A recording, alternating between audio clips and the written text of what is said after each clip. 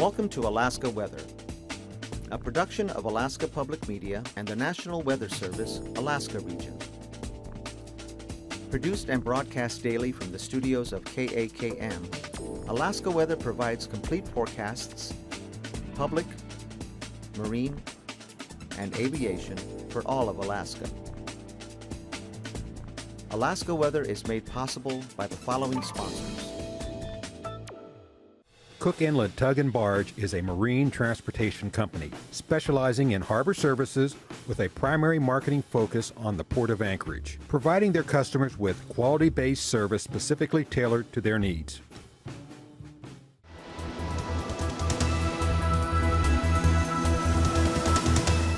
The National Weather Service. Hi everyone, thanks for tuning into this Monday's edition of the show. On the advisory map, we've got winter weather advisories out. The ones up here are currently going on and expected to end tonight, overnight tonight. That due to the pretty gusty winds and the snow reducing visibilities down quite a bit. In fact, some cases at Tusuk and Wainwright seeing visibilities down to a quarter mile or less at times today. And that with the winds gusting 20 to 30 miles an hour over on the east side here to as high as 35 miles an hour on the west side at Wainwright all the way down to Point Lay. And that creating those low visibilities, and also over Prudhoe Basin, a gust up to 40 miles an hour close to this afternoon. And those expected to continue tonight. There'll be brisk wind advisories out for the marine areas as well through tonight, and then should drop off enough early tomorrow morning to drop all of these. The advisories here on the southern slopes of the Brooks Range, that's going to begin west tonight and then gradually throughout the day tomorrow progress eastward. And that's going to be for mostly above 1,500 feet, especially tomorrow and tomorrow afternoon here as that pushes eastward. So that's for the snow with the system coming in from the west here out of the Bering Sea and through the Russian Far East. Spring flood potential, no change from what we've seen with above average snowfall melt runoff, average through the central interior and then below average down here to the south. And for the breakup map, again, no flood warnings, watches, or even advisories out. Still seeing the Tanana River continue to gradually open up here, mostly on the eastern end. And also up there along the Copper River, some turquoise area indicating some open areas here, unknown along this stretch. So things starting to move maybe a little bit quicker, and especially as we go into the weekend. And for the fire danger, extreme fire danger, I have red flag warnings out in this whole shaded area here, including the central Tanana Valley there, Nenana, Fairbanks, onto the east, all the way back down into the Nikolai-McGrath areas. And also for the Matanuska Valley due to the low humidities. So these will all be ending this evening as the humidities come up. Eastern areas here passes, occasional gusts 25 miles an hour. One reason the fire danger is so high in that area, and those winds will come down. So these will all be coming to an end, probably going to just high fire danger or maybe a little bit better later tonight.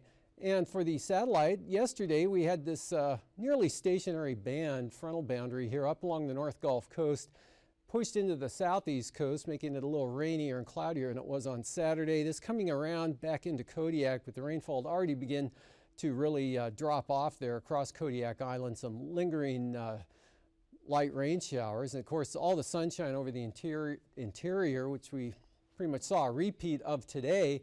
And then out here to the west, you can see an advancing system. We had one center here, another one back up over the Russian Far East, all of that sliding eastward. And you can see today, pretty good front, very active front coming across the Anadyr area, or Nadir.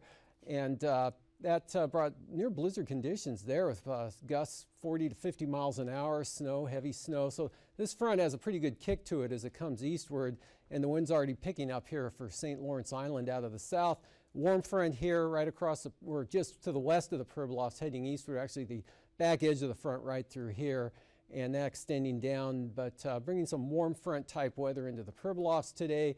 And you can see a huge cloud shield associated with the next system that's going to be pushing northeastward and affecting the western Bering Sea.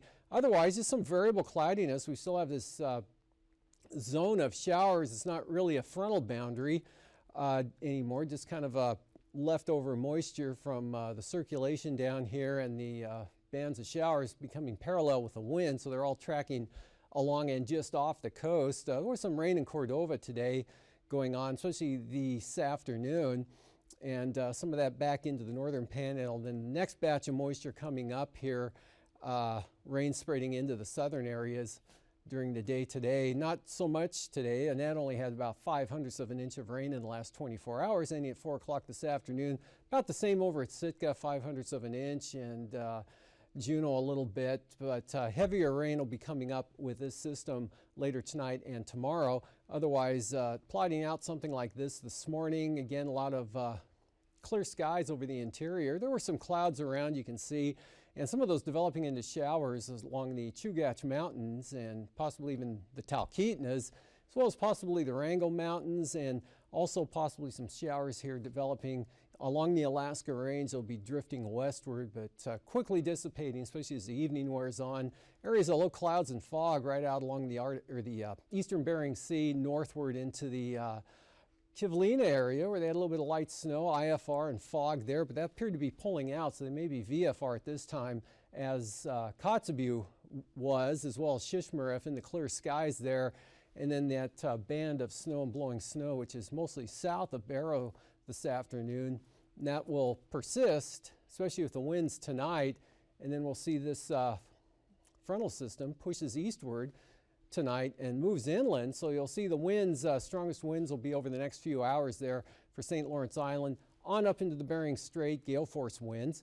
And then they'll turn southwest and diminish down to probably 20 knots late tonight, with snow pushing into the northwest interior there. Again, these winter weather advisories start there later tonight and end up along the Arctic coast, say probably by midnight or after, with rain and snow mixed here, pushing into the southwest interior, or at least into the west side there, with the front trailing back and dropping just south of Nunivak Island.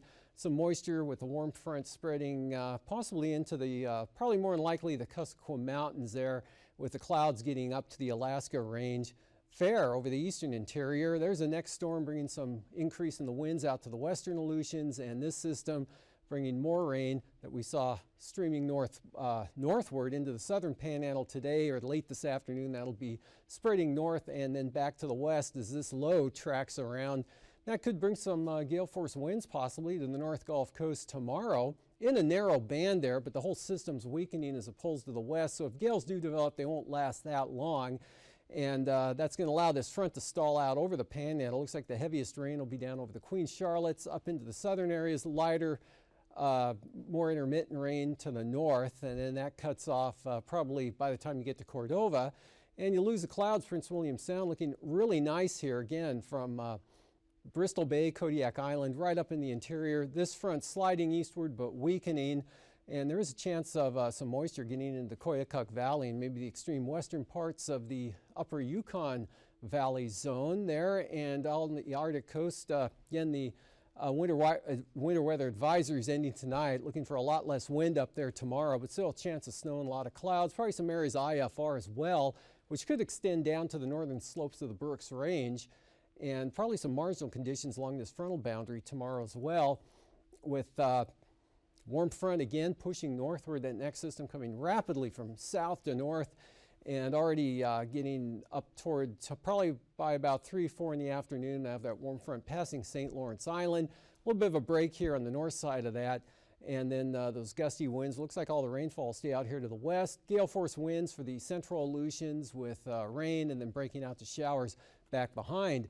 And for the outlook on Wednesday, that front coming into the interior really dissipates overnight on Tuesday night there, but that's going to probably dry a trailing edge. Will bring some clouds, mid and high level clouds, into the Susitna-Matanuska Valley. Risk of a sprinkle, but nothing measurable, and that's going to linger into Wednesday here with the variable cloudiness probably decreasing.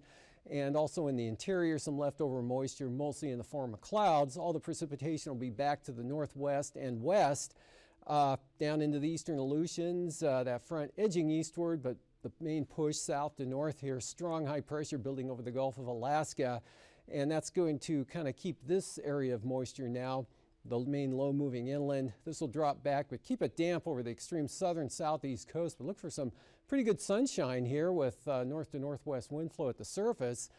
Very nice day for the northern areas, and again, a lot of sunshine. And actually, this is about as far east as this front will get on Wednesday, and then later in the week it'll actually begin to build back, push back to the west as this portion goes off to the top. And so it's looking good, dry with high pressure, and that should last probably through the weekend. Temperatures this afternoon, all 4 o'clock readings here, 47 at Sitka, about the same in Juneau. Really pretty uniform temperatures here all along the southeast.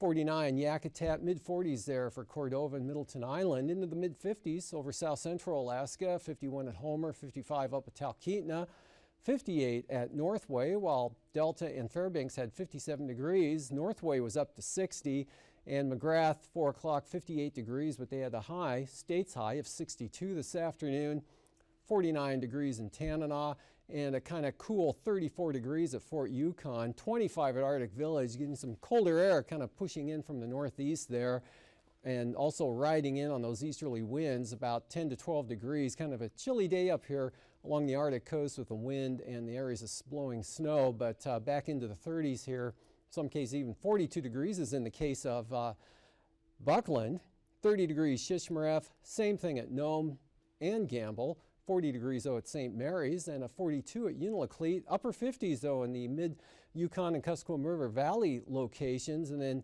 out in the deltas, temperatures in the 40s. And 40s also out here in the Aleutians, but with some sunshine. Adak pushed up to 50 degrees, or that's Atka. Adak had some sunshine as well. A lot of that on the north coast of those islands. 42 degrees on Alaska. Just the opposite here, the south coast of the peninsula had the sunshine, low clouds and fog on the Bering Sea side, but King Salmon there, Bristol Bay up to 58. And for the overnight lows tonight, upper 30s to mid 40s for the Panhandle, kind of a mild evening there, an overnight period. Mid 20s Copper River Basin, otherwise mid 20s to lower 30s here across south central Alaska. Staying well above freezing here over the southwest and western interior with can see some mid-30s all the way up almost to the Kobuk Valley areas, otherwise mid-20s there, St. Lawrence Island, and remaining on the cold side, but generally above zero for the North Slope and Arctic coast. Highs back into the mid-50s to lower 60s here over the interior once again tomorrow. Coldest up to the north, 20s to mid-20s along the Arctic coast, but into the 30s over the North Slope and then Brooks Range, 40s or better south of that. Upper 40s, no change out here over the Alaska Peninsula and the Aleutians, and upper 40s, lower 50s for the Panhandle. Look for some IFR here, mostly on the southern part of the southeast coast. You get up to just south of Juneau. From there on northward, should be VFR, maybe some low stuff there on the Wrangell Mountains. Lingering marginal VFR possible here, southwestern Prince William Sound, but for the most part, this stuff streaming westward will drop southward before it reaches Kodiak Island, so you should have a pretty good VFR day there tomorrow. A lot of lower stuff, this kind of dissipating as it heads eastward with the main frontal boundary there, and then the upslope flow creating some areas of IFR there for the Brooks Range, possibly even on the other side along the Arctic coast. Big area, big swath of IFR from the Seward Peninsula, St. Lawrence Island area, all the way down into the Aleutians. Pass-wise, kind of broke it up here. Anatuvik, possible IFR at times, otherwise marginal, and same forecast for Adigan. For Lake Clark and Merrill, looking good. VFR, probably seeing an increase in the clouds late in the day, but they should stay above that marginal threshold. And for Windy, same forecast, VFR for both Isabel, Mentasta, and Tanita, all three, VFR. Portage, VFR, but could be some low stuff early on, making it marginal here, mainly on the east side. Actually, that could occur on both entrances, but then hopefully quickly going VFR. Marginal for Chilkoot and White. Freezing levels, warmer air coming into the southern Bering Sea and actually up into Bristol Bay, 2,000 to 4,000 feet there with kind of a push of warm air initially. This late tonight here, the main low center back out to the west in that southwest flow, and then this will be tending to stream northward tomorrow night and on Wednesday. Anyway, icing threats, band of possible rime mixed icing of the light to moderate variety there coming inland and then kind of trailing back and stalling out here across the delta. And then a lot of moisture below 16,000 feet here, deeper moisture layer out there over the Aleutians. Could be some moderate rime icing with that. And then some leftover more scattered conditions here for the panhandle in areas. For the winds aloft, pretty good ridge of high pressure building northward here and a fairly strong jet arcing up and around that 90 to 100 knots right up into across the northern Bering Sea and then back southward again to just north of the Hawaiian Islands, say extending down to 25, 30 north, something like that, and then back up to the northeast but cutting in just south of the Dixon entrance. 9,000 foot winds. Here's this low coming up the coastline, swinging to the west, 30 to 35 knot winds in a narrow band with that, and then dropping off tomorrow afternoon. Southwest up to 40 knots into Norton Sound, extending back to just west of the Pribilofs, where they kick up to 50 knots and up to 55 knots there over the Atka area. And looking at 9,000 feet, much the same pattern here, 50 to 55 knot winds in the central Aleutians, diminishing as you head north, but hanging on to that 25 to 30 knot range as this trough swings through. Lighter winds, but from the south along the eastern Arctic coast. Turbulence-wise, could be some moderate chop up there along the east side of the Arctic coast, as well as the western capes here, and the western mountainous areas there on the along and just on the lee side of things. Most of this turbulence will be off the coast. Some of that could graze the Yakutat, Cordova area, but for the most part, southern Alaska looking really smooth tomorrow. And most of this with the next wind max coming up, probably a slide up into the southern panhandle tomorrow night and some moderate chop for the central Aleutians. And after the break, I'll be back with a look at the marine forecasts.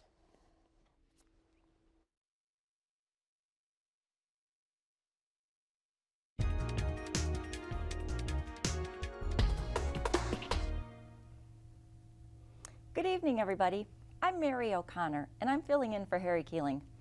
I am with the Alaskan Aviation Safety Foundation, and I also manage the Aviation Safety Program at the National Institute for Occupational Safety and Health. I would like to thank the Alaska Public Media for their support of hangar flying, which helps keep Alaskans up to date and informed about aviation events in Alaska. This evening, we are pleased to have as our guest Dee Hansen, the Executive Director of the Alaska Airmen's Association. Dee, welcome to the program. Thank you, Mary. I know you've been very busy with planning and organizing for the Great Alaskan Aviation Gathering. Can you tell us a little bit about this event?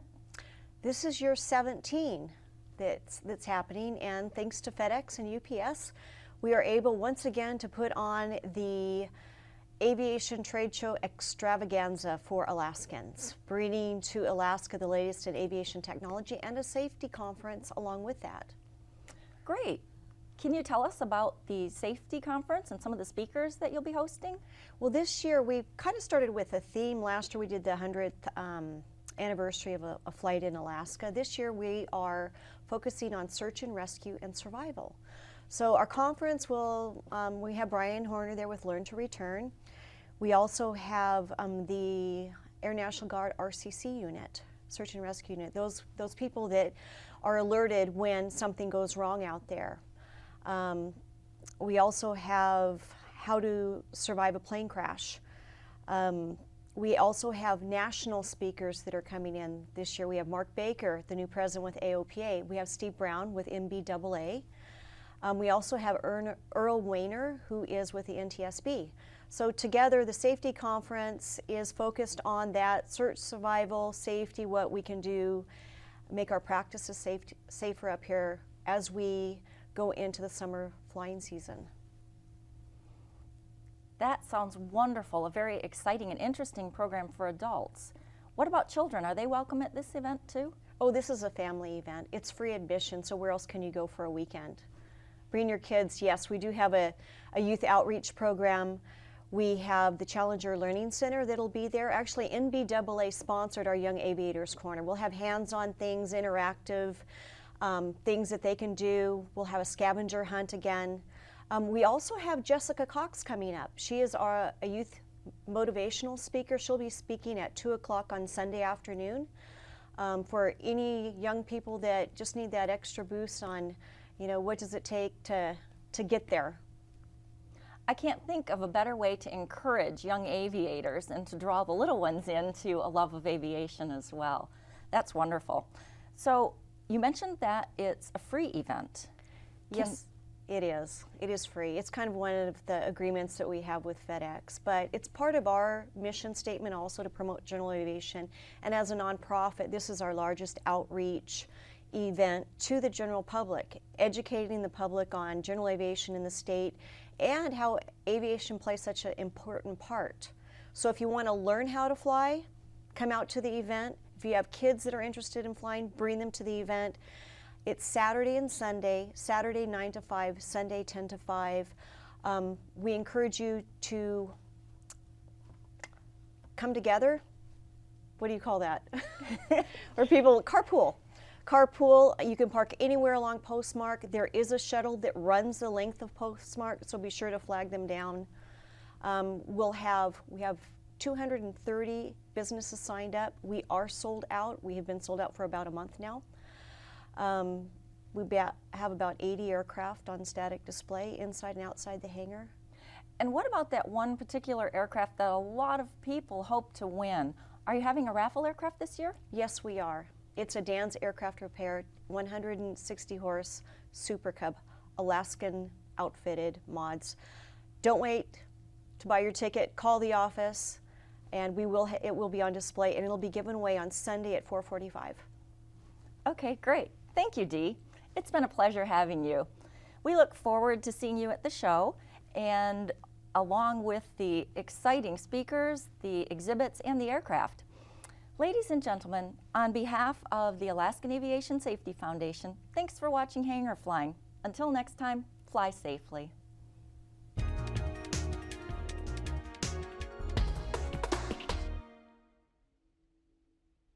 Welcome back. After looks like some full gales tonight here out along the coast as that next system pulls northward and then eventually the northwest, but then dropping off southeast 10 knots, pretty light, could see some 20-knot winds in Lynn Canal, and kind of swinging around with high pressure building in over the Gulf of Alaska. You can go to a kind of a light north to northwest breeze, 5 to 10 knots there over the inside channels, and about 10 to 15. Probably the 15 knotters occurring down here along the south coast and lighter up to the north. Pretty light winds, Prince William Sound tomorrow, variable at 10, but could see some go with small craft advisories tomorrow along the North Gulf Coast. Could briefly be a shot of gales coming in, minimum gales, but that'll all be down by the afternoon. Even light winds back here toward Kodiak Island on up into Cook Inlet, and might see those winds kick up again from the southeast out of Turnagain Arm, maybe to 20 knots. But that'll be the last day if they happen tomorrow, because it's just going to go light and variable under high pressure here all through these areas, 5 to 10 knots even out into the Gulf and down across Kodiak Island. A non-wind day here coming up on Wednesday. For the Bristol Bay zone, light southwesterlies, light and variable southwest of Kodiak Island. And then a little more significant here, but it looks like they'll stay below small craft advisory levels, possibly kicking up to 25 knots in gusts out of there for the Cold Bay area. And then they should be on Wednesday southeast coming up to 25 knots. So we'll bring the small craft advisories in at that time, otherwise remaining light for the areas just to the east.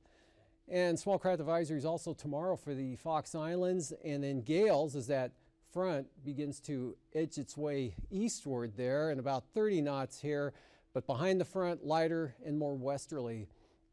And those gales will shift into the eastern Aleutians, minimum gales, at least a portion of the day on Wednesday as that front pushes eastward, dropping back behind, but keeping a southerly direction, but west up to 25 for the western areas as that trough swings through. For the northern bearing, St. Lawrence Island, southeast 15 to 20. Actually, for the St. Matthew Island areas into Nunivak Island, southerlies at about 20. Small craft advisories for the Pribilofs. And the Wednesday outlook, hang on to the small craft advisories here for the Pribilof Islands, about 25 knots, 30, 32 knots, possible gales here, especially near and west of St. Matthew Island, but we'll have small craft advisories extending all the way over to the coast there, Nunivak Island, lighter though to the south, and 25 knots higher gusts for sure there for St. Lawrence Island. For the Arctic coast, winds coming down from what you saw today, hopefully later tonight. Should be something like this tomorrow, kind of a southwest 15 knot condition there on the west side. Southerlies 15 to 20, and brisk wind advisories again, all of these areas through tomorrow morning, and then should only be left over toward Kaktovik in that eastern zone by tomorrow afternoon. And then on Wednesday, probably got some gale force winds clipping this marine zone during the day Wednesday. 25 knot winds there from Tin City up to Point Hope in that zone.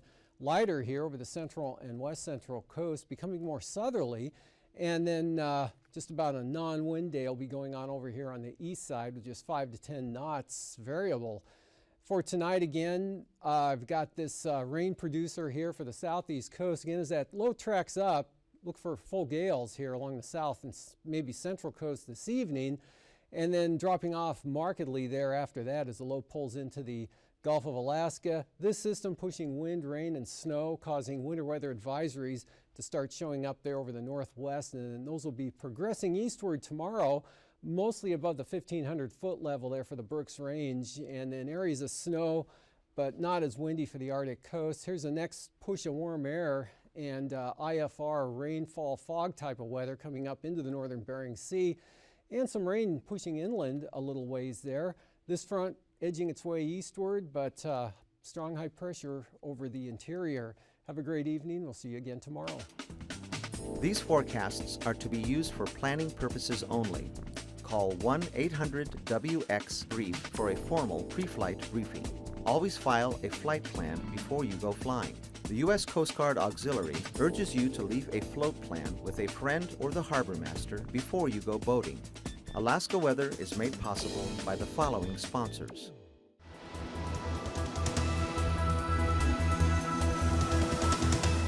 The National Weather Service.